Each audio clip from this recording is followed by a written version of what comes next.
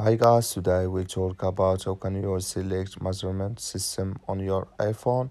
We'll go to figure out the solution or know how you can do that on your app.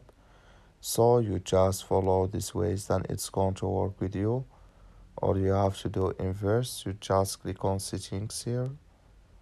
So then it's going to take you to this list. It's going to show for you like this here on your settings.